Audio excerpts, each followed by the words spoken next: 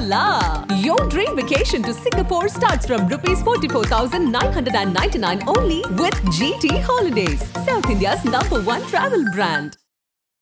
ஸ்பீக்கருடைய position பவர்ஃபுல்ங்கிறத தமிழ்நாட்டில் 2015க்கு அப்புறம் புரட்சி அம்மா அவர்களுடைய மறைவுக்கு அப்புறம் பல பேர் வந்து கட்சி தாவல் பண்ணும் பொழுது தனபால் சார் அவர்கள் வந்து ஸ்பீக்கராக இருந்தார். அவருடைய பவர் என்னங்கிறத நம்ம புரிஞ்சுக்கிட்டோம். ஒரு 18 பேரை தகுதி நீக்கம் பண்ணார். கரெக்டாக அந்த அளவுக்கு வந்து இருக்கக்கூடிய பவர்ஃபுல் பொசிஷன் தான் ஸ்பீக்கர். ஒரு ஸ்பீக்கருடைய பவர்ஸ் ஆகப்பட்டது அந்த சபையை வழிநடத்தக்கூடிய இடத்துல இருக்காங்க. சபையை வழிநடத்தக்கூடிய இடத்துல இருக்காங்க. తెలుగుదేశம் பார்ட்டியாக இருக்கட்டும், இல்லை ஜேடியூவாக இருக்கட்டும், நிதிஷ்குமார் அவர்களுடைய தலைமையில் இருக்கக்கூடிய எம்பிஸாக இருக்கட்டும், ரெண்டு கட்சியுமே ஸ்பீக்கரை வந்து நியமிக்கணும் அப்படிங்கிறதுக்கான வலியுறுத்தலை வந்து டெஃபினட்டாக செய்வாங்க. இப்போ சந்திரபாபு நாயுடு அவர்கள் வந்து ஸ்பீக்கர் கேட்குறாருன்னா அதுக்கு 2 காரணங்கள் இருக்குது. கோயலேஷன் கவர்மெண்ட் இருக்கும்பொழுது பெரும்பாலான முயற்சி வந்து கோயலேஷன் பார்ட்னரே மெஜாரிட்டியாக இருக்க கோயலேஷன் பார்ட்னருடைய தோறும் அவங்க யோசிக்கிறது என்ன இருக்கும்னா, எந்த எம்பியை எப்போ வந்து பாஜக பக்கம் மாற்றலாம், பாஜக பார்ட்டிக்கு இழுக்கலாம் அப்படிங்கிற அந்த உணர்வு இருக்க தான் செய்யும். இப்போ எல்லாருக்கும் ஒரு கொஸ்டின் இருந்தது இல்லையா, ஃபெடரலிசம் இருக்கா இல்லையா, ஃபெடரலிசம் இருக்கா இல்லையான்னு. இன்னைக்கு சந்திரபாபு நாயுடு அவர்கள் சவுத் இந்தியன் ஸ்டேட்ஸோட ரெப்ரசன்டேட்டிவாக இப்போ பார்லிமெண்ட்ல வந்து இருக்காருங்கிறத எல்லாரும் உணர்றாங்க. அப்போ கோஆபரேட்டிவ் ஃபெடரலிசம் ஆகப்பட்டது இன்னைக்கு பிளாசம் ஆகும். டெஃபினட்டா ஸ்பீக்கர் வந்து ஜேடியூல இருந்தோ இல்லாட்டி తెలుగుదేశம் பார்ட்டில இருந்தோ தான் இருப்பாங்க. எல்லா கட்சியிலும் இருக்கக்கூடிய மெம்பர்ஸ் பார்லிமெண்ட்ல இருக்காங்க. ஒன்ஸ் கட்சியிலேருந்து எலெக்ட் ஆயிட்டா கட்சியிலேருந்து எலெக்ட் ஆன எம்பிஸே கட்சிக்காரங்களா இருக்கக்கூடாது. ஆனால் அப்படி இருக்கிறதுன்னு வச்சுக்கோங்க, அதுதான் விஷயம். பட் ஆனால் ஸ்பீக்கர் ஆட் டு தட் ஒரு பார்ட்டியை சார்ந்து அந்த பார்ட்டியோட கொள்கையை சார்ந்து இயங்கக்கூடாது.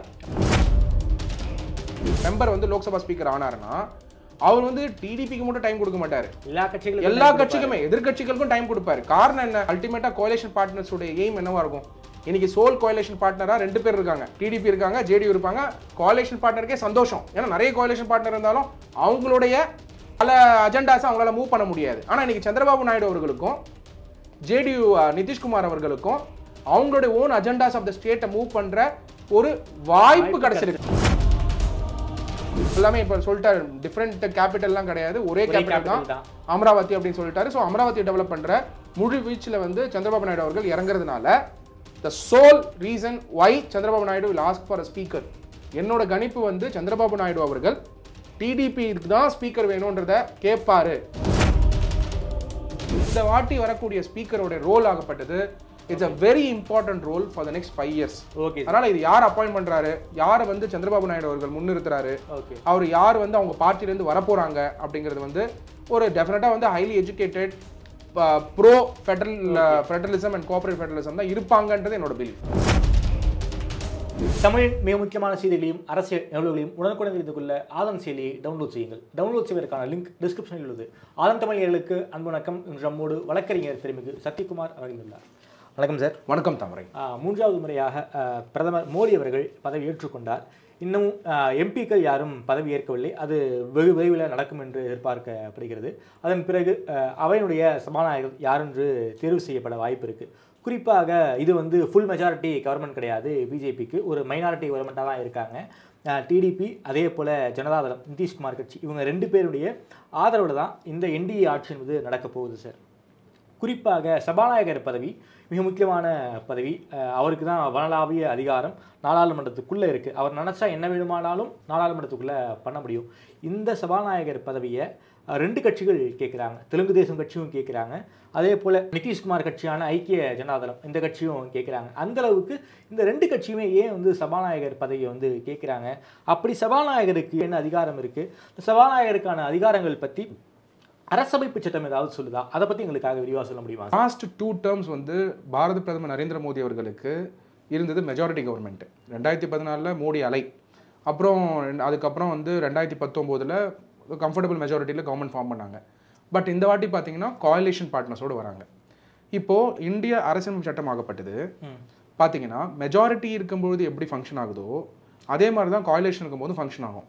ஆனால் கோயலேஷன் வரும்பொழுது voice of the coalition partners வந்து ரொம்ப முக்கியம். நீங்கள் வந்து 240 நீங்கள் வச்சுருந்தா கூட மிச்சம் வச்சிருக்க 10 பேரோ 10 சீட்ஸோ இல்லை 15 சீட்ஸோ 16 சீட்ஸோ ரொம்ப குரூஷியல். அவங்க தான் தீர்மானிக்க போகிறாங்க இந்த அரசாங்கத்தை. அதான் மைனாரிட்டி பவர்ன்றது வந்து அதாவது மெஜாரிட்டி மைனாரிட்டி அப்படின்னு எடுக்கும்போது கூட கோலிஷன் பார்ட்னர்ஸில் கூட மைனாரிட்டி வந்து ரொம்ப இம்பார்ட்டண்ட். இந்த செயின் மாதிரி அது. இந்த செயினே வந்து சேர்ந்துருக்கிறதுக்கு காரணம் ஒரே ஒரு அந்த அந்த எப்படி சொன்னால் ஒரு ஜாயிண்ட் வந்து ஸ்ட்ராங்காக இருக்கிறதுனால தான். அது வீக் ஆச்சுன்னா 2 செயின் உடஞ்சிரும். அதனால கோலிஷன் கவர்மெண்ட் பொறுத்த வரைக்கும் எப்பயுமே கோலிஷன் பார்ட்னர்ஸ் வந்து ஸ்பீக்கரை வந்து அவங்க சைடில் நியமிக்கணுங்கிறது தான் நம்ம நாட்டில் வந்து ஒரு ட்ரெண்டாகவே இருந்துகிட்டு இருக்கு. 99ல் இதே தெலுங்கு தேசம் கட்சியை சேர்ந்த பாலயோகி அவர்கள் தான் ஸ்பீக்கராக இருந்தார். அவர் தான் ஒரே ஓட்டில் வந்து ஆட்சியை கவிழ்ப்பதற்கு காரணமாக இருந்தார். எக்ஸாக்டாக 1998ல் நீங்கள் சொன்ன அதே சுச்சுவேஷன் வந்து பார்லிமெண்ட்டில் நிலவச்சு ஐஎம்சி பாலயோகி அவர்கள் தான் இருந்தாங்க. 269 அந்த டைமில் வந்து டை வந்தபோது கூட 98ல் கவர்மெண்ட் வந்து கவர்றதுக்கு காரணம் கூட பார்த்தீங்கன்னா ஸ்பீக்கர் வந்து has to take a decision. ஒரு புதுசாக ஒரு எம்பி அவங்கள வர சொல்லி அதை வந்து டையை பிரேக் பண்ணார். அதனால ஸ்பீக்கர் வந்து கோலிஷன் கவர்மெண்ட்டில் ரொம்ப இம்பார்ட்டன்ட். ஆனால் இந்த ஸ்பீக்கரை பற்றி எல்லாரும் நினச்சிட்டு இருக்காங்கன்னா அது வந்து ஓகே ஒரு அலங்கார பதவி நினச்சிட்டு இருக்காங்க. ஒரு சேர்ல உட்காந்துட்டு இருக்காரு, அங்கே வந்து அமைதியாக இருக்குன்னு சொல்கிறதுக்காக தான் இருக்காரு நிறைய பேர் நினச்சிட்டு இருக்காங்க. ஆனால் ஸ்பீக்கர் எவ்வளோ பவர்ஃபுல்லுங்கிறத நம்ம இப்போ பார்க்கலாம். காரணம் என்னன்னா அரசியலமைப்பு சட்டம் இந்தியா வந்து டெமோக்ராட்டிக் சிஸ்டமை வலுப்படுத்தக்கூடிய இடத்துல இருக்கவர் தான் ஸ்பீக்கர். ஓகே, அதாவது டெமோக்ராட்டிக் சிஸ்டம் ஆஃப் கவர்மெண்ட்ல லோக்சபா ராஜ்யசபா, நம்ம இந்தியாவில் பார்த்தீங்கன்னா Lok Sabha Rajya Sabha, lower house of the parliament லோக்சபான்னு சொல்றோம், upper house of the parliament ராஜ்யசபான்னு சொல்றோம். டைரக்டா பீப்புள் எலெக்ட் பண்ணக்கூடியவங்க வந்து லோக்சபாலையும், எலெக்ட் ஆனவங்க எலெக்ட் பண்ற பீப்புள் வந்து ராஜ்யசபாலையும் இருக்கக்கூடிய ஒரு சிஸ்டம் ஆஃப் பார்லிமெண்டரி டெமோக்ரஸியை நம்ம கட்டமைச்சிருக்கோம். இது பல நாடுகளில் இருக்கு. பட் இந்தியன் சிஸ்டம் ஆஃப் பார்லிமெண்ட்ல முக்கியமான டெசிஷன் இருக்கக்கூடிய இடத்துல இருக்கவர் தான் ஸ்பீக்கர். நீங்கள் லோக்கலில் இருக்கக்கூடிய ஸ்டேட் கவர்மெண்ட் எடுத்திங்கனாலும் ஸ்டேட் அசம்பிளியில் வந்து ஸ்பீக்கருங்கிறது ஒரு பவர்ஃபுல் பொசிஷன். அந்த ஸ்பீக்கருடைய பொசிஷன் பவர்ஃபுல்ங்கிறத தமிழ்நாட்டில் 2015 அப்புறம் புரட்சி அம்மா அவர்களுடைய மறைவுக்கு அப்புறம் பல பேர் வந்து கட்சி தாவல் பண்ணும் பொழுது தனபால் சார் அவர்கள் வந்து ஸ்பீக்கராக இருந்தார். அவருடைய பவர் என்னங்கிறத நம்ம புரிஞ்சுக்கிட்டோம். ஒரு 18 பேரை தகுதி நீக்கம் பண்ணார். கரெக்டாக அந்த அளவுக்கு வந்து இருக்கக்கூடிய பவர்ஃபுல் பொசிஷன் தான் ஸ்பீக்கர். டிடிவி தினகரன் அவர்களுக்கு ஆதரவு கொடுத்து ஒரு 18 பேரை தகுதி நீக்கம் பண்ணாரு சபாநாயகர் தனபால் அவர்கள். அது வந்து சுப்ரீம் கோர்ட்டை சப்சிக்வெண்ட்டாக அப்பீல் பண்ணாங்க. ஆமா, அதை உறுதிப்படுத்தினாங்க. ஸோ அந்த அளவுக்கு இருக்கக்கூடிய ஒரு ஸ்பீக்கருடைய பவர்ஸ் ஆகப்பட்டது அந்த சபையை வழிநடத்தக்கூடிய இடத்துல இருக்காங்க. சபையை வழிநடத்தக்கூடிய இடத்துல இருக்காங்க. இப்போ தெலுங்கு தேசம் பார்ட்டியில் இருக்கவங்க, தெலுங்கு தேசம் பார்ட்டியாக இருக்கட்டும், இல்லை ஜேடியூவாக இருக்கட்டும், நிதிஷ்குமார் அவர்களுடைய தலைமையில் இருக்கக்கூடிய எம்பிஸாக இருக்கட்டும், 2 கட்சியுமே ஸ்பீக்கரை வந்து நியமிக்கணும் அப்படிங்கிறதுக்கான வலியுறுத்தலை வந்து டெஃபினட்டாக செய்வாங்க.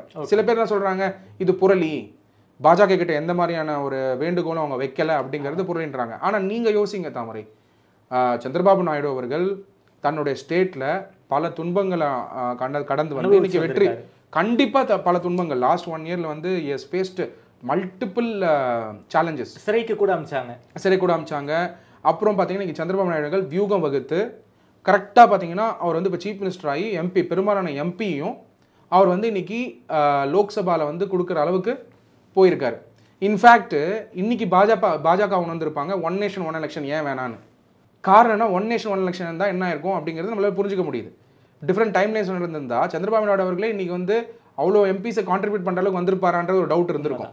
பட் ஹவவர் அந்த டிஃபரன்ஸ், அந்த பொலிட்டிக்கல் டைமிங் டிஃபரன்ஸ் இருக்கிறதுனால அங்கே வந்து சிஎம்மாக ஒரு நிற்கிறாரு, எம்பியும் ஒரே டைமில் நடந்ததுனால தான் அவரால் நேஷனல் எலெக்ஷனுக்கு வந்து கான்ட்ரிபியூட் பண்ண முடியுது. இன்னைக்கு பாஜக வந்து பவர் வர்றதுக்கான பெரிய ஒரு சக்தியாக உருவாயிருக்காரு சந்திரபாபு நாயுடு அவர்கள். அதனால் இப்போ சந்திரபாபு நாயுடு அவர்கள் வந்து ஸ்பீக்கர் கேட்குறாருன்னா அதுக்கு 2 காரணங்கள் இருக்குது. கோலிஷன் கவர்மெண்ட்டில் இருக்கும்பொழுது பெரும்பாலான முயற்சி வந்து கோலிஷன் பார்ட்னரே, மெஜாரிட்டியாக இருக்க கோலிஷன் பார்ட்னருடைய தினந்தோறும் அவங்க யோசிக்கிறது என்ன இருக்கும்னா, இன்னொரு பார்ட்டியில் இருக்கிற எம்பியை எப்படி பாஜக எம்பியாக மாற்றலாம் அப்படிங்கிறது நேச்சுரலாக இருக்கும். நீங்களே பாஜக தலைவராக இருந்தாலும் தினந்தோறும் வந்து நீங்கள் பார்லிமெண்ட்டை பார்க்கும்போது எந்த எம்பியை எப்போ வந்து பாஜக பக்கம் மாற்றலாம், பாஜக பார்ட்டிக்கு இழுக்கலாம் அப்படிங்கிற அந்த உணர்வு இருக்க தான் செய்யும். ஏன்னா என்னைக்கிடா நம்ம மெஜாரிட்டி அட்டைன் பண்ணுவோம், நம்மளுடைய கொள்கையை எப்போ நம்ம கொண்டு வருவாங்கிறது it's a natural evolution of thought. அப்போ அப்படி இருக்கும் பொழுது அதுக்கு வந்து ஒரு ஸ்பீட் பிரேக்கராகவும் இல்லை அந்த ஸ்பீக்கர் வந்து தெலுங்கு தேசம் பார்ட்டிலையோ ஜேடியூலோ இருந்தாங்கன்னா அதை அங்கீகரிக்க மாட்டாங்க. அப்போ அங்கீகரிக்கலைன்னாக்க அப்போ அந்த எம்பி இன்னொரு பார்ட்டியிலிருந்து பாஜக பக்கம் வந்தாலும் அவரை வந்து அது அப்ரூவல் கொடுக்கலன்னு சொன்னாக்கா அது இன்வாலிட் ஆயிடும். கட்சி தாவல் தடை சட்டம் அங்கே வந்து கரெக்ட், எக்ஸாக்டா சொன்னீங்க. கட்சி தாவல் தடை சட்டம் வரும். அது கட்சி தாவல் சட்டத்துல அப்ரூவ் பண்ற இடத்துல ஸ்பீக்கர் இருக்காரு. ஆமா, அவர் அப்ரூவ் பண்ணலாம், அப்ரூவ் பண்ணாம போலாம். நீங்க மகாராஷ்டிரா எடுத்துக்கோங்களேன், நம்ம டிஸ்கஸ் பண்ணிட்டு இருந்தோம். மகாராஷ்டிரால பாத்தீங்கன்னா தாக்கரே கவர்மெண்ட் இருக்கும் பொழுது தாக்கரே சைட்ல இருந்து எம்எல்ஏஸ் வந்து ஏக்நாத் ஷிண்டே சைட்ல மூவ் ஆகும் பொழுது அங்க இருந்த சபாநாயகர் ஏக்நாத் ஷிண்டேவோட சப்போர்ட்டா இருக்காருன்னு சொல்லப்படுது. ஆமா, அதனால வந்து அவரு அத கடப்புல போட்டுட்டாரு. ஆமா, அதான் கவர்மெண்ட் வந்துச்சு. ஏக்நாத் ஷிண்டே தான் ஒரிஜினல் சிவசேனா, அவர் வந்து அப்ரூவல் கொடுத்துட்டாரு. உத்தவ் தாக்கரேவுடைய சிவசேனா வந்து அது வந்து ஃபிராக்ஷன் இது பண்ணிட்டாங்க. அதனால அங்க வந்து ஏக்நாத் ஷிண்டேவால கவர்மெண்ட் ஃபார்ம் பண்ண முடிஞ்சது. ஆமா, அப்போ இந்த மாதிரி கோயலேஷன் சிஸ்டம் ஆஃப் கவர்மெண்ட் இப்போ வந்து ஃபார்ம் ஆயிருக்கிறதுனால டெஃபினட்டா Telugu Desam party under the leadership of the CM of Andhra Pradesh Chandrababu Naidu அவர்களுக்கு வந்து டெஃபினட்டா வந்து இது கேட்க தான் செய்வார். ஓகே, கேட்க செய்வார். அப்போதான் வந்து கோயலேஷன் சிஸ்டம்ல வந்து federal what I am looking at next 5 years.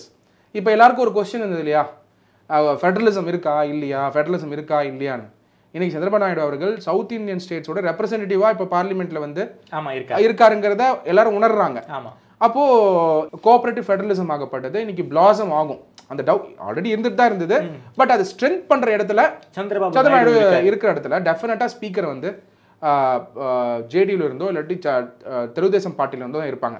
ஒரு சமயம் தெலுங்கு தேசம் பார்ட்டில இருந்து ஸ்பீக்கரா இருந்தா டெப்டி ஸ்பீக்கர் வந்து ஜேடியூல இருப்பாங்க. ஒரு சமயம் ஜேடியூல வந்து ஸ்பீக்கரா இருந்தா டெஃபினட்டா வந்து டெப்டி ஸ்பீக்கர் வந்து டிடிபியா இருப்பாங்க. இப்போ இந்த ஸ்பீக்கரோட பவர்ஸ் பார்க்கும்பொழுது கான்ஸ்டிடியூஷனல் டைமென்ஷன்ல கான்ஸ்டிடியூஷன்ல ஆர்டிகல் 93 தாமரை கான்ஸ்டிடியூஷன் ஆஃப் இந்தியால ஓகே கிளியரா சொல்லப்பட்டிருக்கு. தாமரை article 93 of the constitution of India, அதுல the speaker and the deputy speaker of the house of the people அப்படிங்கிற தலைப்புல I quote the exact constitution of இந்தியாவுடைய phrase. The house of the people, very important, the house of the people shall as soon as may be choose 2 members of the house to be respectively speaker and deputy speaker thereof, and so often as the office of speaker or deputy speaker becomes vacant, the house shall choose another member to be the speaker or deputy speaker as the case may be ன்னு சொல்றாங்க. இது வந்து appointment பொறுத்த வரைக்கும், அதாவது speaker election பொறுத்த வரைக்கும் vacation and resignation நடந்தா என்ன ஆகும்ன்றது சொல்றாங்க. Vacation and resignation of and removal from the office of speaker and deputy speaker.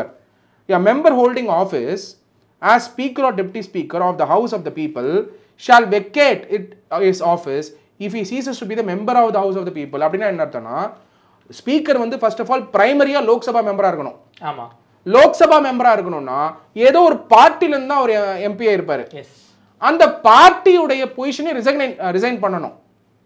So இப்போ வந்து தெலுங்கு தேசம் பார்ட்டியுடைய எம்பிய ஸ்பீக்கர் ஆக்கின உடனே ஒரு பார்ட்டி கட்சி பதவியை ராஜினாமா பண்ணணும். அதுதான் ரூல். அதாவது அடிப்படை உறுப்பினர் பதவியில இருந்து ராஜினாமா பண்ணணும். ஆனா சில பேர் பண்றது இல்ல. இப்போ நீலம் சஞ்சீவ் ரெட்டி அவர்கள் வந்து ஸ்பீக்கரா இருக்கும் பொழுது காங்கிரஸ் ரெப்ரசன்டேட்டிவ் அவர்.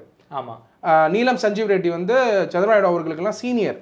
ஆக்சுவலா ஆந்திர பிரதேஷ்ல அனந்தபூர் கான்ஸ்டிடுவன்சில இருந்து அவர் எலெக்ட் ஆனார்னு நினைக்கிறேன் காங்கிரஸ்ல. ஸோ அவர் வந்து ஒரு இன்ஸ்பிரேஷனா அமைஞ்சிருக்காரு சந்திரபாபு நாயுடு அவர்களுக்கெல்லாம்.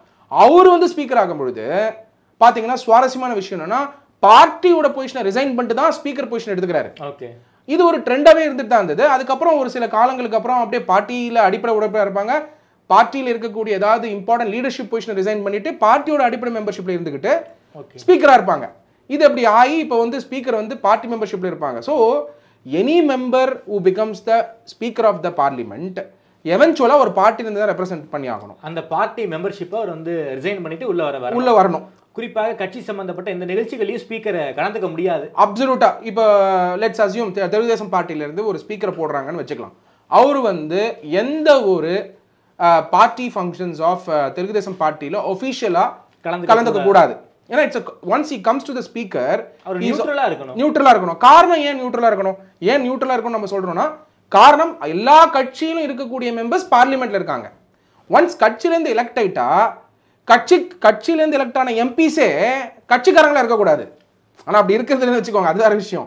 பட் ஆனா ஸ்பீக்கர் ஆட் டு தட் ஒரு பார்ட்டியை சார்ந்து அந்த பார்ட்டியோட கொள்கையை சார்ந்து இயங்க கூடாது.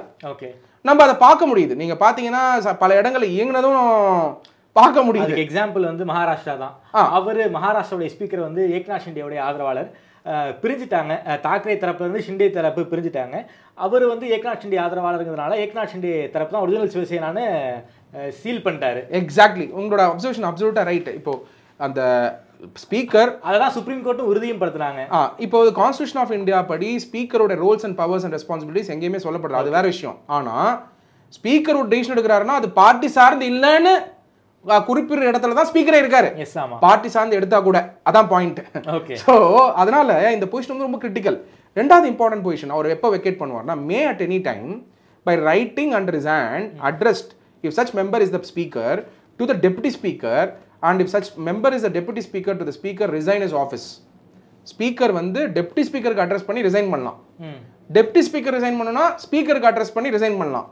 மேபி ரிமூவ்ட், இது வந்து ரிசைக்னேஷன் பொறுத்த வரைக்கும் அந்த ரெண்டு பாயிண்ட்டுமே maybe removed from his office by resolution of the house of the people passed by majority of all the then members of the house.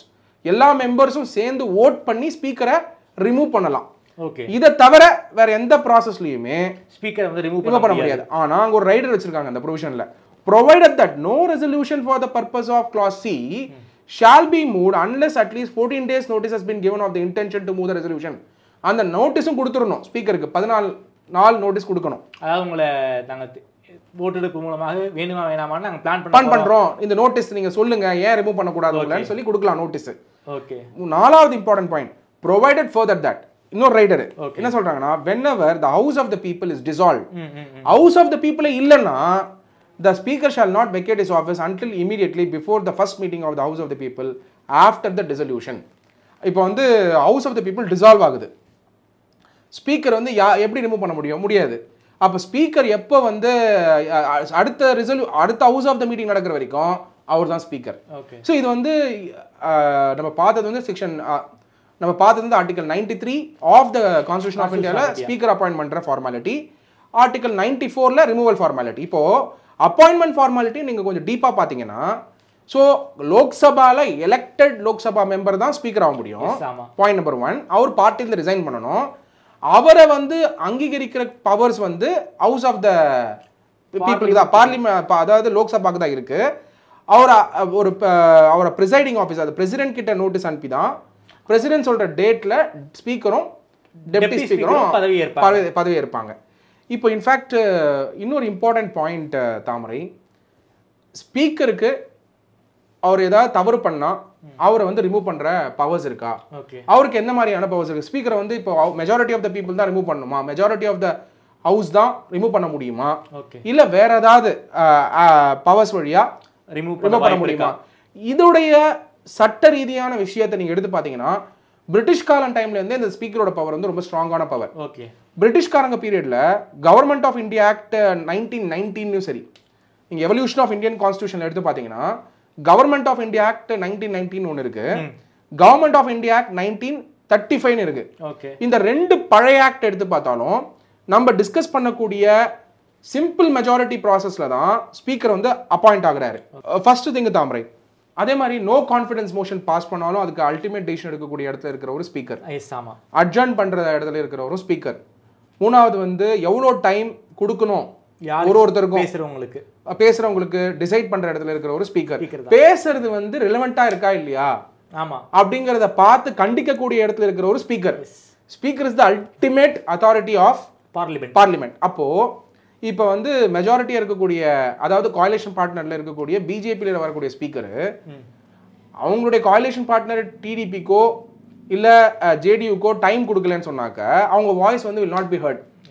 இப்போ டிடிபி தெலுங்கு தேசம் பார்ட்டியில் இருக்கக்கூடிய ஒரு ஸ்பீக்கர் வந்து மெம்பர் வந்து லோக்சபா ஸ்பீக்கர் ஆனாருன்னா அவர் வந்து டிடிபிக்கு மட்டும் டைம் கொடுக்க மாட்டாரு, எல்லா கட்சிக்குமே எதிர்கட்சிகளுக்கும் டைம் கொடுப்பாரு. காரணம் என்ன? அல்டிமேட்டா கோயலேஷன் பார்ட்னர்ஸ் உடைய எய்ம் என்னவா இருக்கும்? இன்னைக்கு சோல் கோயலேஷன் பார்ட்னரா 2 பேர் இருக்காங்க, டிடிபி இருக்காங்க, ஜேடியூ இருப்பாங்க. கோயலேஷன் பார்ட்னருக்கே சந்தோஷம், ஏன்னா நிறைய கோயலேஷன் பார்ட்னர் இருந்தாலும் அவங்களுடைய பல அஜெண்டாஸை அவங்களால மூவ் பண்ண முடியாது. ஆனா இன்னைக்கு சந்திரபாபு நாயுடு அவர்களுக்கும் ஜேடியூ நிதிஷ்குமார் அவர்களுக்கும் அவங்களுடைய ஓன் அஜெண்டாஸ் ஆஃப் த ஸ்டேட்டை மூவ் பண்ற ஒரு வாய்ப்பு கிடைச்சிருக்கு. ஆனா அவங்களுடைய வாய்ஸ் வந்து ஹியர் பண்ணோம் இல்லையா? இப்போ வந்து ஆந்திர பிரதேஷ் வந்து ஸ்பெஷல் ஸ்டேட்டஸ் வந்து கேட்டிருக்காங்க. ரெண்டாவது வந்து அங்கே லேண்ட் பூலிங் பண்ணுறதுக்கு பல ப்ரொவிஷன்ஸ் பாஸ் பண்ணோம். லேண்ட் அக்விஷன் ஆக்டை வந்து ஸ்ட்ரென்த் பண்ணி அதுக்கு tax benefit plus financial support எல்லாமே இன்னைக்கு டிடிபிக்கு கிடைக்கிறதுக்கான வாய்ப்புகளும் இருக்கு. ஏன்னா தலைநகரம் புதுசு அமராவதி வேற பிளான் பண்ணியிருக்காங்க. ஸோ எல்லாமே இப்போ சொல்லிட்டாரு, டிஃப்ரெண்ட் கேபிட்டல்லாம் கிடையாது, ஒரே கேபிட்டல் தான் அமராவதி அப்படின்னு சொல்லிட்டாரு. ஸோ அமராவதியை டெவலப் பண்ணுற முழு வீச்சில் வந்து சந்திரபாபு நாயுடு அவர்கள் இறங்குறதுனால the sole reason why Chandrababu Naidu will ask for a speaker. என்னோட கணிப்பு வந்து சந்திரபாபு நாயுடு அவர்கள் டிடிபிக்கு தான் ஸ்பீக்கர் வேணும்ன்றத கேட்பாரு அப்படிங்கிறத நம்மளால கண்டிப்பாக வந்து புரிஞ்சுக்க முடியுது, யூகிக்க முடியுது. அதனால ஸ்பீக்கர் பொறுத்த வரைக்கும் என்னைக்கு வந்து ஸ்பீக்கரோட பவர் வந்து என்னைக்கு வந்து ஸ்பீக்கரோட பொசிஷன் வந்து ரிஸ்க்ல இருக்கும்னா, அரசியலமைப்பு சட்டத்தில் வந்து மணி பில்லுன்னு ஒன்று இருக்கு தாமரை, ஃபினான்ஸ் பில்னு ஒன்று இருக்கு, உங்களுக்கு தெரியும். மணி பில் எல்லாம் பாஸ் பண்ணி ஆகணும். அப்போ மணி பில்லை பாஸ் பண்ணி ஆகணும்னா ஏதாவது ஒரு பில்லை ஃபினான்ஸ் பில்லா இருக்கிறத மணி பில்லாவும் இல்லை மணி பில்லை ஃபினான்ஸ் பில்லாவும் ஸ்பீக்கர் ட்ரீட் பண்ணிட்டாருன்னா அவருக்கு வந்து பார்த்தீங்கன்னா ரிமூவல் பண்ணுற அவரை வந்து ரிமூவ் பண்ணலாம். ஓகே, ஏன் ரிமூவ் பண்ணலாம்னா டிஸ்ரெஸ்பெக்டிங் த கான்ஸ்டியூஷன் ஆயிடும். ஓகே, மணி பில் வந்து ராஜ்யசபாவுக்கு அனுப்பக்கூடாது, ஃபினான்ஸ் பில்லை வந்து ராஜ்யசபாவுக்கு அனுப்பணும். கரெக்ட், ரெண்டுத்துலயுமே அப்ரூவல் தேவை. மணி பில்ல கண்டிப்பா அப்ரூவ் பண்ணணும். ஆமா, மணி பில் லோக்சபால அப்ரூவ் பண்ணா போதும்ல சார்? ஆமா, லோக்சபால அப்ரூவ் பண்ணா போதும். அதுதான் சொல்ல வரேன். ஒரு பில்ல மணி பில்லா ட்ரீட் பண்ணுமா ஃபினான்ஸ் பில்லா ட்ரீட் பண்ணுமாங்கிறது ரொம்ப குரூஷியல் டிசிஷன். நம்ம டெஃபினட்டா வரக்கூடிய நாட்கள்ல மணி பில்னா என்ன ஃபினான்ஸ் பில்னா என்னன்னு நம்ம டிஸ்கஸ் பண்ணலாம். கிட்டத்தட்ட மணி பில்ல தோற்கடிச்சா அது வந்து அரசாங்கத்தை தோற்கடித்ததற்கு சமம். அது கரெக்ட், அப்சல்யூட்டா சொல்றேன். அதனால வந்து மணி பில் அண்ட் ஃபினான்ஸ் பில்ங்கிறது ஒரு டெப்தான டிஸ்கஷன் நம்ம பண்ணணும். ஏன்னா மக்களுக்கு வந்து சட்டம் படித்த நம்மளுக்கே வந்து பல விஷயங்கள் வந்து புரிதல் இல்லாமல் இருக்கு, கிளாரிட்டி தேவைப்படுது. அது ஒத்துக்கணும். எல்லாருக்கும் எல்லாம் தெரிய வேண்டிய அவசியம் இல்லை. ஆனால் மக்களுக்கு வந்து புரிய வைக்கும் பொழுது ஒரு சுலபமான விஷயமா கொண்டு சேர்க்கணும். அதனால we will have a detailed discussion about money bill, finance bill. எப்போ எந்தெந்த சுச்சுவேஷனில் ஸ்பீக்கர் வந்து தப்பாக இதை ட்ரீட் பண்ணி ஸ்பீக்கருக்கு ரிஸ்க்காக இருக்கா அப்படிங்கிறத நம்ம டிஸ்கஸ் பண்ணலாம். ஆனால் ஸ்பீக்கரோட பதவி என்னைக்கு ரிஸ்க் ஆகும்? நீங்கள் நிறைய வாட்டி இன்டர்வியூவில் இப்போ கேட்டீங்க, ஸ்பீக்கரோட பதவி வந்து எப்போ ரிமூவ் பண்ண முடியுமா? நம்ம ரிமூவல் ப்ராசஸ் பார்த்தோம். அதை தாண்டி ஒரு முக்கியமான ரிமூவல் ப்ராசஸ் என்னன்னா, மணி பில்லாக இருக்கிறத ஃபினான்ஸ் பில்லாகவும் ஃபினான்ஸ் பில்லாக இருக்கிறத மணி பில்லாகவும் ட்ரீட் பண்ணிட்டாருன்னா அப்போ வந்து it is disrespecting the constitution of India. Disrespecting the constitution of India speaker பண்ணாருன்னா it violates the prevention of insults to national honour act 1971. Okay, அந்த சுச்சுவேஷனில் நீங்கள் வந்து ஸ்பீக்கரை வந்து ரிமூவ் பண்ணுற பவர்ஸ் வந்து ஹவுஸ் லோக்சபாக்கு இருக்கு.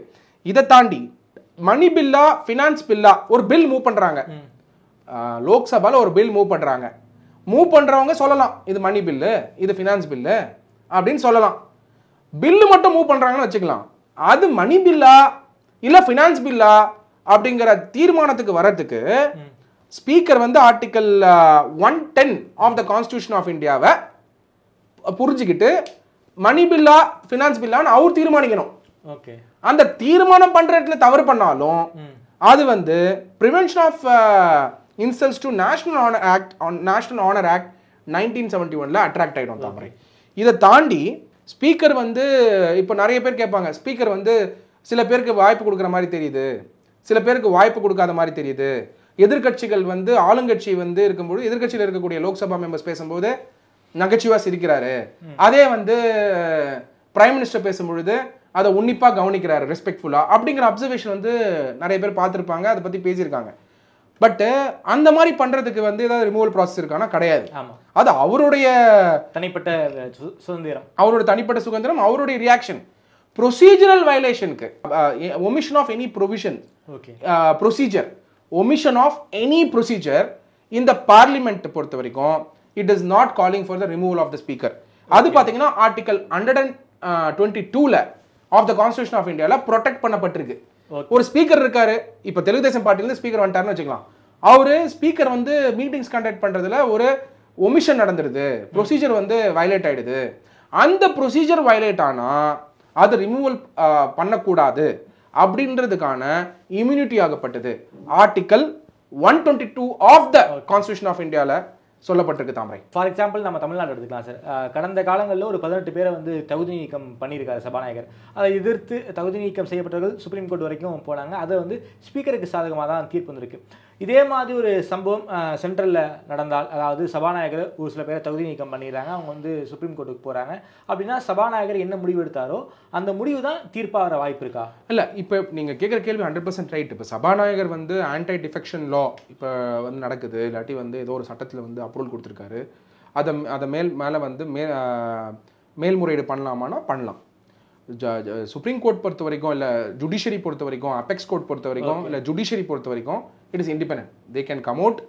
But most of the decision வந்து ப்ரொடெக்டிங் த ஸ்பீக்கராக தான் இருந்திருக்கு. அவருக்கு ஒரு இம்யூன் இருக்கு. அதான் சொன்னேன் இல்லையா, ஒரே ஒரு விஷயம் மட்டும்தான் பிரச்சனை அவருக்கு. ஓகே, மணி பில்ல ஃபினான்ஸ் பில்லாவோ, ஃபினான்ஸ் பில்ல மணி பில்லாவோ ட்ரீட் பண்ணாதான் அவருக்கு பிரச்சனை. ஒரே பிரச்சனை, அதுவும் அது வந்து டிஸ்ஆனர் பண்ற மாதிரி ஆயிடுது. ஓகே, இந்தியன் கான்ஸ்டிடியூஷனை. அதனால அது பிரச்சனை அவருக்கு. மற்றபடி ப்ரொசீஜர் வயலேஷன், அவர் எடுக்கக்கூடிய டெசிஷனுக்கு எல்லாமே அவர் சோல் ரெஸ்பான்சிபிலிட்டியும். அவர் is fully empowered and accordingly is powerful. நீங்க கேட்டீங்களா, லோக்சபால எல்லாம் பேசுவாங்க, எல்லா மெம்பர்ஸும் பேசுவாங்க. Ultimate decision lies with the speaker. Okay, speaker ultimate decision speaker. உச்சபட்ச, அதாவது அந்த எப்படி நடத்தணும், மீட்டிங் எப்படி நடத்தணும், நோ கான்ஃபிடன்ஸ் மோஷன் வந்தா எடுத்துக்கணும் எடுத்துக்கூடாதா, ஒரு கிரிட்டிக்கல் டிஸ்கஷன் அந்த பில் இருக்கும், டக்குன்னு அட்ஜர்ன் பண்ணுவாரு. ஆமா, அதுக்குள்ள பாத்தீங்கன்னா முக்கியமான விஷயம், பல விஷயம் மாறிடும். இந்த மாதிரி பல இன்ஸ்டன்ஸ் நம்ம பார்த்துருக்கோம். ஸோ இட்ஸ் ஆல் அபவுட் அந்த பார்லிமெண்ட் நடக்கக்கூடிய டைம்ல அந்த டிஸ்கஷனை வந்து ஃபர்தரா அட்வான்ஸ் பண்றதுக்கு விடுறாரா விடலையா பண்றாரா அப்படிங்கிறது வந்து அவருடைய டெசிஷன். அதனால நீங்க நிறைய பேர் பாத்தீங்கன்னா மெம்பர் ஆஃப் த பார்லிமெண்ட் பயங்கரமா பேசுற மாதிரி தெரியும். எப்ப தெரியுமா பேசுவாங்க? 0 ஹவர்ல பேசுவாங்க. கேள்வி நேரத்துல வந்து பேசிட்டு இருப்பாங்க. ரீசெண்ட் ட்ரெண்ட் பார்த்தீங்கன்னா, யாரெல்லாம் வந்து லைம் லைட்டுக்கு வரணுமோ, நான் ரீசெண்டாக பார்த்தேன், என்னோட அப்சர்வேஷனு, சில எம்பிஸ் வந்து அவங்க பார்ட்டியில் பேர் வாங்கணுன்றதுக்காக நார்மல் லோக்சபா மீட்டிங் அப்போ பேச மாட்டாங்க. ஏன்னா சபாநாயகர் வந்து டைம் கொடுக்க மாட்டாரு, இல்லை இம்பார்ட்டன்ஸ் கொடுக்க மாட்டாரு, இல்லை திட்டிடுவாருன்னு பேசவே மாட்டாங்க. நீங்கள் பார்த்தீங்கன்னா இந்த பார்லிமெண்ட் போயிட்டு இருக்கும்போது. ஆனால் 0 ஹவர் வந்த உடனே யாருமே இருக்க மாட்டாங்க, எழுந்து அவங்க பாட்டு பேசிட்டு இருப்பாங்க. மற்ற மெம்பர்லாம் மொபைல் பார்த்துட்டு இருப்பாங்க, இல்லாட்டி பேப்பர் பார்த்துட்டு இருப்பாங்க, ஏதோ பண்ணிட்டு இருப்பாங்க. அதை மட்டும் கேப்சர் பண்ணி சோஷியல் மீடியாவில் போட்டு பார்லிமெண்ட்ல பேசினா சொல்லுவாங்க. ஆக்சுவலாக பார்த்தீங்கன்னா பார்லிமெண்ட்ல பேசினாங்க, ஆனால் பார்லிமெண்ட்ரி ப்ரொசீடிங் நடக்கும் பொழுது, ஸ்பீக்கர் இருக்கும் பொழுது, அஜெண்டா ஆஃப் த பார்லிமெண்ட்ல பேசினாங்கன்னா பேசல. ஓகே, 0 ஹவர்ல ஸ்பீக்கர் இருக்க மாட்டாரா? இருப்பாங்க, பட் 0 ஹவர் ஆகப்பட்டது பார்த்தீங்கன்னா கேள்வி நேரம். அது டைம்ல வந்து பார்த்தீங்கன்னா அதுல பேசப்படுறது அஜெண்டால வராது. ஓகே, அதனால தான் அது 0 ஹவரா கருதப்படுது. ஓகே ஓகே, அது வந்து ஜஸ்ட் நீங்க இப்போ வந்து உங்களோட கான்ஸ்டிட்யூன்சில இருக்க பிரச்சனையை பத்தி பேசணும்னா அந்த 0 ஹவர்ல யூஸ் பண்ணிப்பாங்க. One way communication. பார்லிமெண்ட்னா நான் ஹைலைட் பண்ணன்றதுக்கு அது ஓகே. ஆனா நிறைய பேர் என்ன மிஸ்டேக் பண்ணுவாங்கன்னா, கான்ஸ்டிட்யூன்சில வந்து ஓட் பண்ணவங்க, இப்போ ரீசெண்டா நடக்கிற ட்ரெண்ட் நான் பார்த்து சொல்றேன். ஓகே, பார்லிமெண்ட் அஜெண்டா இருக்கும்போது அவர் பாத்தீங்கன்னா வந்து கூட இருக்க மாட்டார் அட்டெண்டன்ஸ். தாமரை பார்லிமெண்ட் மெம்பர்ஸ்க்குன்னு அட்டெண்டன்ஸ் இருக்கு. ஆமா, ஓகேவா, அட்டெண்டன்ஸ் இருக்கு. அந்த அட்டெண்டன்ஸை பேஸ் பண்ணி அவார்ட்ஸ் கூட கொடுத்தாரு அப்துல் கலாம் அவர்கள். உங்களுக்கு தெரிஞ்சிருக்கும், இங்க சென்னையில வந்து தொடர்ச்சியாக பார்லிமெண்டேரியன்ஸ்க்கு அவார்ட்ஸ் கொடுத்துட்டு இருந்தாங்க. இப்போ நடக்குதான்னு தெரியல அந்த ப்ரோக்ராம். அந்த பார்லிமெண்ட்ரி அவார்ட்ஸ்லாம் பார்த்தீங்கன்னா பெஸ்ட் அட்டெண்டன்ஸ் அவார்டும் கிடைக்கும். ஓகே, அப்போ நீங்க உங்க கான்ஸ்டிட்யூன்சி இருக்கக்கூடிய எம்பி வந்து டெல்லி போறாரு, போய் பார்லிமெண்ட்ல உட்கார்ந்து உங்க விஷயத்தை அஜெண்டால பேசுறாரான்றது இம்பார்ட்டன்ட். ஒன்னு வந்து நேஷனல் அஜெண்டா, இன்னொன்று வந்து லோக்கல் இருக்கிற கான்ஸ்டிட்யூன்சி இஷ்யூஸையும் நீங்க ஹைலைட் பண்ணலாம் 0 ஹவர்ல. முழுமையா அஜெண்டாவையும் 0 ஹவரையும் பயன்படுத்துற ஒரு பார்லிமெண்டேரியனை உங்களால பார்த்துருக்க முடியாது பெருசா. காரணம் என்னன்னா, அவர் அந்த கான்ஸ்டிட்யூன்சி, இன்னொன்று வந்து என்னன்னா, அந்த கட்சிக்குள்ளேயே இருந்து ரொம்ப ஆக்டிவா இருந்தாருன்னா ரொம்ப ஆக்டிவா இருக்காருன்னு தூக்கிடுவாங்க. அதுவும் நடக்கும். இல்ல அவருக்கு இம்பார்ட்டன்ஸ் கம்மியாயிடும். அந்த ஃபியர்லயே பல பார்லிமெண்டரியன்ஸ் ஃபங்க்ஷன் பண்றது கிடையாது. நெக்ஸ்ட் பார்லிமெண்ட்ல பாத்தீங்கன்னா 2% அட்டெண்டன்ஸ், 3% அட்டெண்டன்ஸ் இருக்கக்கூடிய, இல்ல அட்டெண்டன்ஸே இல்லாம இருக்கக்கூடிய பல பார்லிமெண்டரியன்ஸை இருக்காங்க பார்க்க முடியும். அது பாத்தீங்கன்னா டேட்டா பேஸ்லேயே தெரியும், ஒரு கிராஃப் மாதிரி தெரியும் உங்களுக்கு நெட்ல போட்டு பாத்தீங்கன்னா. ஸோ தமிழ்நாட்டை சேர்ந்த ஒரு ராஜ்யசபா எம்பி சபைக்கே போடுறதுல அட்டெண்டன்ஸ் ரொம்ப கம்மியாலாம் இருக்காரு ஒருத்தவர். கரெக்டா? ஸோ அடுத்த 5 வருஷத்துல அட்டெண்டன்ஸை வந்து ஸ்ட்ரென்த் பண்ணாலே போதும், பார்லிமெண்ட்ரி ப்ராசஸ் ஸ்ட்ரென்த் ஆகும். ஃபர்ஸ்ட் அட்டெண்ட் பண்ணதானே தாமரை. குறிப்பா வந்து பிரசிடென்ட்டால் நியமிக்கப்படக்கூடிய அந்த சிறப்பு 10 பேர் இருப்பாங்களே, அவங்க யாருமே பெருசா ராஜ்யசபாவுக்கு போறதே கிடையாது. அஜெண்டாவே இல்லையா? அப்போ அவங்க எல்லாருக்குமே அஜெண்டா இருக்கு. சச்சின் டெண்டுல்கர்லாம் வந்து ரொம்ப மோசமான பெர்ஃபார்மன்ஸ், அட்டெண்டன்ஸ் பெர்ஃபார்மன்ஸ். அதே மாதிரி இளையராஜா சார் போறாரான்னு தெரியல, நம்ம பார்லிமெண்ட்டுக்கு போறாரான்னு தெரியல. கரெக்ட். என்னைக்காவது போவாரு, அதை ஹைலைட் பண்ணி காட்டுவாங்க. So when you are becoming a parliamentarian, you are representing the aspiration of the people. அந்த aspiration of the people consider பண்ணி அந்த பில் பாஸ் பண்ண வேணாமான்ற இடத்துல இருக்கவர் தான் ஸ்பீக்கர். எலிஜிபிலிட்டி ஆஃப் த ஸ்பீக்கர்னு இருக்குல்ல, ஈவன் 25 வயசு தாண்டின யங்ஸ்டர் கூட ஸ்பீக்கரா இருக்க முடியும். ஜெனரல் இம்ப்ரெஷன் என்ன, 25 வயசு முடிஞ்சாலே நம்ம வந்து எம்பி எலெக்ஷன்ல போட்டி போட முடியும். அதுவே ஒரு அடிப்படை தகுதி தான். அந்த ஃபார் எக்ஸாம்பிள் எம்பியா இருந்தா தானே ஸ்பீக்கர் ஆக முடியும். கரெக்ட். எம்பி ஆகிறதுக்கு 25 வயசு முடிஞ்சிருக்கணும் அது கட்டாயம். ஸோ அதனால 25 வயசுலயும் ஒரு ஸ்பீக்கர் ஆக முடியும் கிடையாது. இந்த இங்க வந்து ஸ்பீக்கருக்குன்னு வந்து எந்த ஏஜ் ரிக்வயர்மெண்ட்டும் இல்ல. ஈவன் லெட்ஸ் அஸ்யூம் இன்னைக்கு ஐ திங்க் 26 வயசு இருக்கக்கூடிய ஒரு மெம்பர் ஆஃப் த பார்லிமெண்ட் ஒரு இன்ஸ்பிரேஷனலா ஒரு போஸ்ட் பார்த்தேன். ஒரு ஏதோ ஒரு குக்கிராமத்துல இருந்து வந்திருக்காரு சமாஜ்வாதி பார்ட்டில. இப்போ தெலுங்கு தேசம் பார்ட்டிலேயே பாத்தீங்கன்னாக்கா இப்போ 2 எம்பிஸ் வந்து மினிஸ்டர் ஆனாங்க. ராமு நாயுடு 36 வயசு, யங்கஸ்ட் கேபினெட் மினிஸ்டர். இன்னொரு மினிஸ்டரும் பாத்தீங்கன்னா ஐ திங்க் ஹார்ட்லி 38-40 தான் நினைக்கிறேன். யங்கஸ்ட் ரிச்சஸ்ட் ரெண்டுமே போட்டிருந்தாங்க தெலுங்கு தேசம் பார்ட்டில இருந்து. ஸோ இப்போ வந்து மெம்பர் ஆஃப் த பார்லிமெண்டா இருந்தாலே போதும், you become the speaker. So ஏஜும் ஒரு மேட்டர் இல்லை. இன்ஃபேக்ட் இன்னொரு இம்பார்ட்டன்ட் திங், ஒரு அப்சர்வேஷன், சோம்நாத் சாட்டர்ஜி அவர்கள் காங்கிரஸ் கோயலேஷன் கவர்மெண்ட் இருக்கும் இல்லையா, அவர் வந்து கம்யூனிஸ்ட் பார்ட்டி ரெப்ரசன்டேட்டிவ். அப்போ சோம்நாத் சாட்டர்ஜி அவர்கள் தான் ரோல் மாடல் ஃபார் ஸ்பீக்கர் நான் சொல்லுவேன். காரணம் 2. பாயிண்ட் நம்பர் 1, இப்போ நம்ம 2 எக்ஸாம்பிள் பார்த்தோம். நீங்க மகாராஷ்டிராவில் பார்த்தீங்கன்னா ஒரு கட்சி சார்ந்து இயங்கின ஒரு சுச்சுவேஷனை பார்த்தோம். ஆனா சோம்நாத் சாட்டர்ஜி அவர்கள் நேஷனுக்கு எது இம்பார்ட்டன்ட்டோ அவரோட டெசிஷன்ல நின்று அவர் எந்த கட்சியிலிருந்து எலெக்ட் ஆனாரோ அந்த கட்சிக்கு அகேன்ஸ்டாவே அவர் நின்னாரு.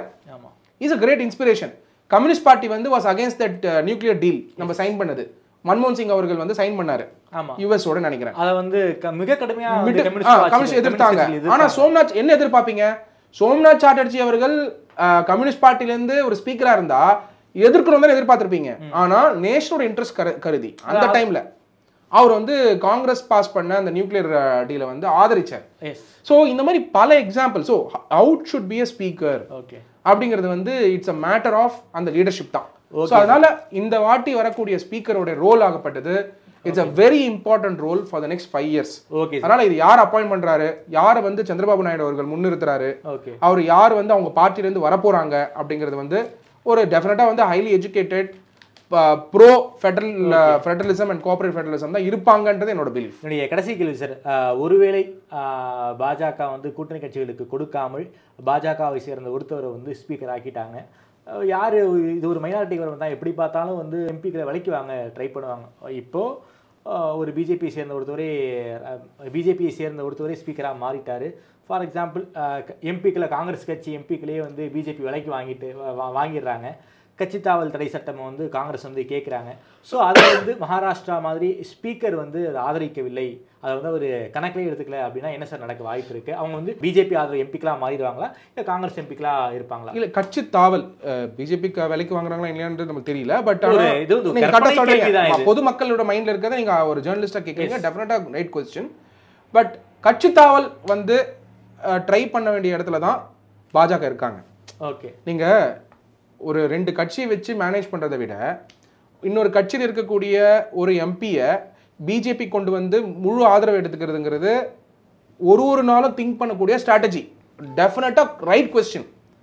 அதனால தான் தெலுங்கு தேசம் பார்ட்டியும் ஜேடியும் ஸ்பீக்கர் அண்ட் டெப்யூட்டி ஸ்பீக்கருக்கு டிமாண்ட் இருக்குன்னு நான் சொல்றேன். ஓகே, நீங்க அவங்க கட்சி ரெப்ரசன்டேட்டிவ் யோசிங்க.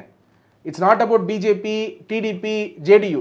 ஒருவேளை டிடிபி எம்பியை அவங்க விலைக்கு வாங்கிட்டாங்கன்னா அவர் ஸ்பீக்கரா இருந்தாருன்னா அதை வந்து ரிஜெக்ட் பண்ணிடுவாரு. இப்போ யாரோட ஸ்பீக்கர் தான் அல்டிமேட் ரெஸ்பான்சிபிலிட்டியா? ஸோ அந்த இடத்துல டெசிஷன் மேக்கிங் கோயலேஷன் வந்து சஸ்டெயின் ஆகணும்ன்ற பெர்ஸ்பெக்டிவ் சந்திரபாபு நாயுடு அவர்களுக்கும் நிதிஷ்குமார் அவர்களுக்கும் இருந்ததுன்னா அவங்க கண்டிப்பாக ஸ்பீக்கர் அவங்களோட ஆள் தான் கேட்பாங்க. அதை மீறியும் பிஜேபி கிட்ட போச்சுன்னா பிஜேபியுடைய ரெப்ரசன்டேட்டிவ் லோக்சபா ரெப்ரசன்டேட்டிவ் வந்து ஸ்பீக்கரா நியமிக்கிறாங்க, டிடிபி வந்து நியமிக்கிறாங்க, இல்லாட்டி ஜேடியு வந்து ஆதரிக்கிறாங்க அப்படின்னாக்க இது வந்து அவங்களுக்கு ரிஸ்க் தான். ஓகே. நெக்ஸ்ட் வந்து இது தவறு ரேட்டுக்கு நான் வரல. பிஜேபியுடைய நீங்க பிஜேபி லீடரா யோசிங்களேன், தினந்தோறும் என்ன யோசிப்பீங்க? மோடி அவர்கள் என்ன யோசிப்பாரு? எப்படிடா கோயலேஷன் இல்லாம நம்பால் வந்து உட்காருவாரு, நான் சொல்ற பாலிசிஸும் என்னோட ஐடியா ஆஃப் இந்தியாவை நான் எப்படி இம்ப்ளிமெண்ட் பண்ணலாம் தான் அவர் நினைப்பாரு. பாலிடிக்ஸ்ங்கிறது ஒரு இன்ட்ரெஸ்டிங் பிளாட்ஃபார்ம். அதுல வந்து ரைட்டு ராங்குனே கிடையாது. It's about appropriation. அது மகாபாரத காலத்துல இருந்தே இருந்துட்டு இருக்கு. அதனால கன்சிடரிங் இட், மோடியுடைய எய்ம் என்னவா இருக்கும்? டெஃபினட்டா இன்னொரு பார்ட்டியில் இருக்கிற எம்பியை எப்படி இங்க கொண்டு வரணும், முழு மெஜாரிட்டி எப்படி அட்டைன் பண்ணலாங்கிற கோல் அவரு இருக்கும். சந்திரபாபு நாயுடு ஜேடி அவர்களுக்கும் இந்த பிரசன்ட் சென்ட்ரல் கவர்மெண்ட்ல அவங்களுடைய இம்பார்ட்டன்ஸை ஏத்திக்கிறதுக்கான ஒரு முழுவீச்சில் எஃபோர்ட் எடுப்பாங்க. அதுக்கு முக்கியமான position speaker of the Lok Sabha. அது கண்டிப்பா விட்டு கொடுக்க மாட்டாங்க அப்படிங்கிறது என்னோட கணிப்பு.